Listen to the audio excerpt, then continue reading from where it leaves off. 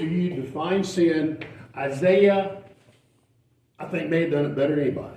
Right here, in just these little verses. I really do. Let me try to explain. You said in your heart, I will ascend to the heavens. I will raise my throne above the stars of God. I will sit enthroned on the mount of assembly, on the utmost heights of Mount Zephon. I will ascend above the tops of the clouds. I will make myself like the Most High. That, to me, is the definition of all our sin.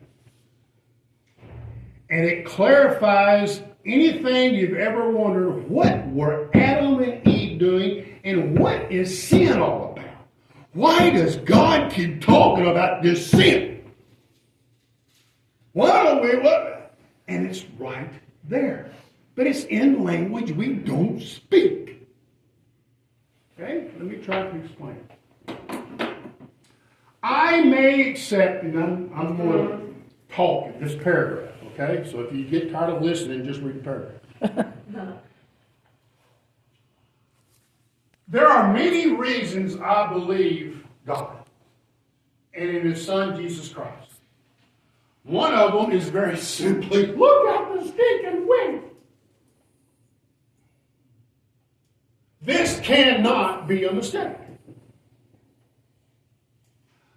Nothing can create something. Does that make sense? Mm-hmm. Nothing can create something. There had to be a catalyst. There has to be something that created. That is also the barrier in our understanding God fully. He's given us all we need. It's in the book. But to think God is unlimited, it's outside of our ability to comprehend. God is outside of time and space. I'm sorry. I really don't think the human mind can comprehend that. We speak of an unlimited void out there. The word infinity does not really function in the human brain. Yeah. That goes on forever. Like the little boy in, Sandlot. Forever. It goes on forever. There is no start. There is no end. God is outside of time and space. All the premonitions and everything else and everything. If God is outside of time and space, in reality, He is always in time. In present. A zillion years ago and a zillion years that way is God's present. We can't fathom that. And if you can, please explain it to me. I don't know how many zeros is in a zillion, so. You with me? If we say that is what God is and that's what God has to be, it is impossible for us to put Him in a box. And by gosh, we want so badly to put Him in a box. Mm-hmm. In our box. Specifically. Sandy's got it. Now, keep going. I'm sorry. Well, specifically put Him in a box so we can carry Him with us, Like He's not there already. I mean, that's so crazy, but we do it. I can sit here and say, yes, I believe in an omnipotent God who is all-powerful, all-knowing, all this, all that, and all of those things. You with me? And here's the sin. I believe in the God of all those things that I cannot imagine, I cannot comprehend, but that He has to exist, and He sent His Son to save me because I am a sorry, rotten rascal, but I ain't giving Him my throne. But I ain't giving him my throne because I know what's best for Kevin Ferguson.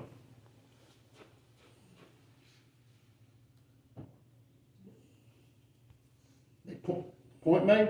Mm-hmm. I can surrender all those things and admit every bit of those things that He is the source of everything and good.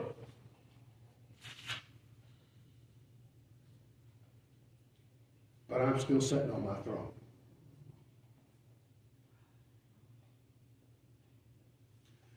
And that's Adam and Eve. And that's every sin in the world, in a sense. I can sit and say whatever I want to and believe. But until you get off your throne, He ain't God. He's a consultant. Mm-hmm. And you can't say God is on your throne when the things that you do not reflect God. And God has given us enough to say, this is sort of what this is about.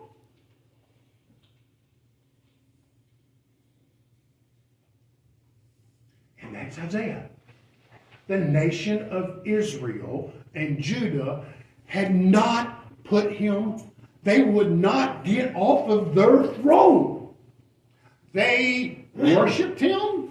They brought, we're going to get into all this, they brought all kinds of sacrifices. They built temples. They did all this stuff. And you look in the New Testament, and what does Christ call them all? You bunch of stinking hypocrites.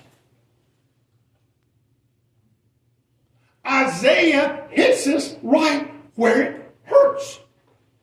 And I don't know why this isn't preached. And I think I know why it's preached, because it hurts. It don't feel good. It ain't feel good.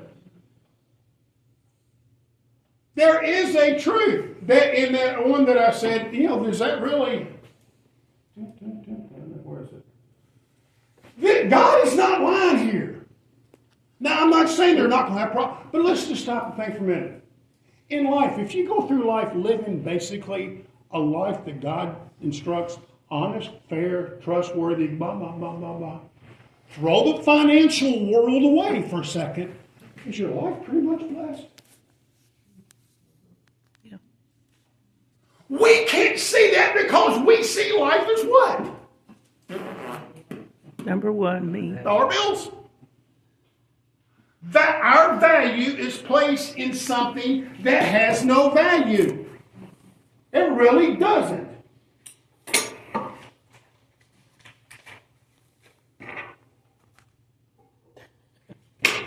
Why is that 10 times more valuable than that? Because we accept it. It has no value. Period. It does not cost 10 times more to make this than it does this. We all just believe it.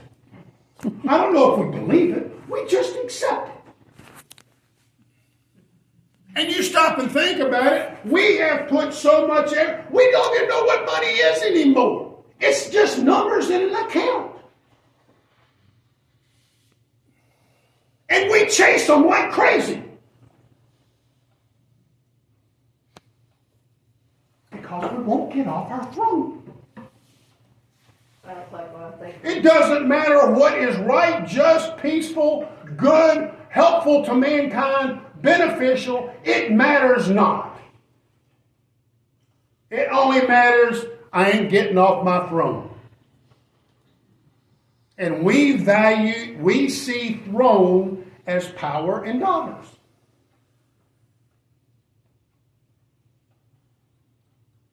Now everybody's looking real quiet. Am I making any sense? Yeah. It's like when Jesus come up, when they were in the boat and he come over and told them to follow him, and when he went to Matthew, they just said, okay, and dropped everything and went. Can you imagine? The reason I'm spending time on this, because I'm not going to go back and hit this every lesson, but anytime you read just what was said, That's the whole thing. It's about get off of your own throne.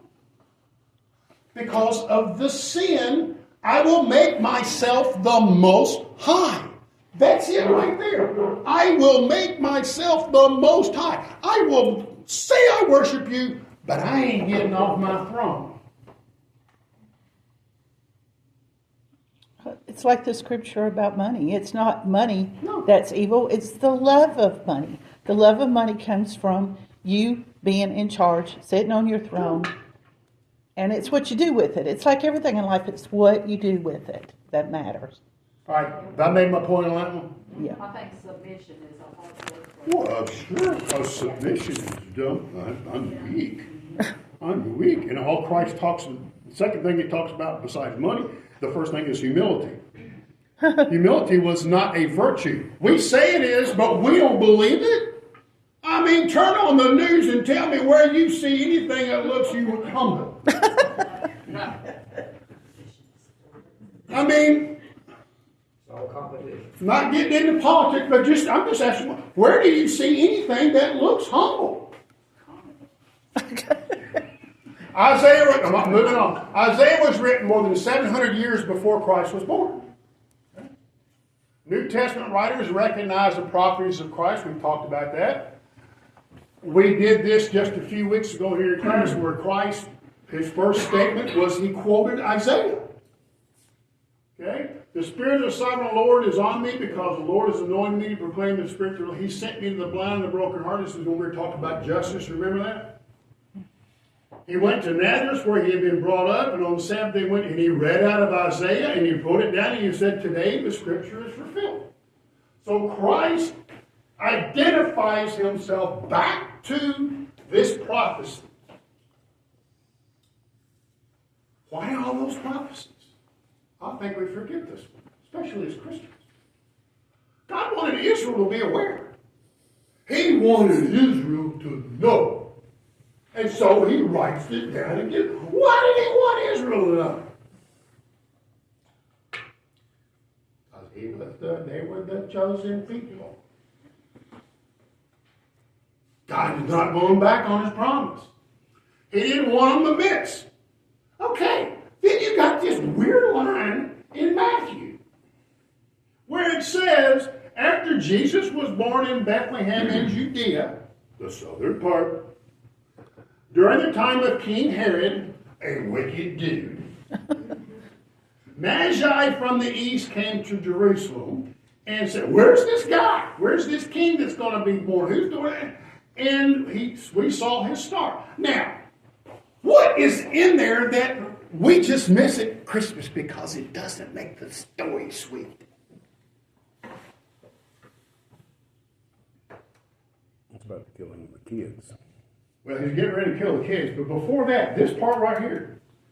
Time of the traffic. If those guys, Magi from the east, saw this, what about those guys in Israel and Judah? Because the King Herod had people who studied the Scripture, and they had Sadducees and Pharisees and scribes who sat and copied each letter and word meticulously over and over and over again. And they missed it? They missed it? I don't think they looked up in the sky to see the star that was glowing. They were too busy looking down. They could see this star from wherever it was. They were too busy I know. What? How did they miss it? Were they unaware? It's put up here. God wanted them to be aware. Why else would he put it in there? And they're down here and they act like, well, I don't know what's going on. It's not the way they thought it would be. Bingo. Yeah. Keep going. It didn't meet your profile for what he should have It been. wasn't revealed to them. He didn't come from. They're on their throne. They're on their throne. He You got did it. not replace their throne. It didn't match. You can't see something you're not looking for. Bingo. Well, you can't see something you're looking for if you're looking for the wrong thing. Right there. Yeah. mean, that's like, how many of us do this? You misplace something, and you keep going back to the places where it's supposed to be. Yeah. Right, don't we? We're so stupid. That's the one place it's not. Yeah, you go where it's not supposed to be. No. How many times you walked in, you put your keys down, where it's supposed to be here, and you go, and you're like, what's, and you can look in the same drawer 5 times. Not the only one does that. But you find it the 6th time in that drawer. I did that, I did that.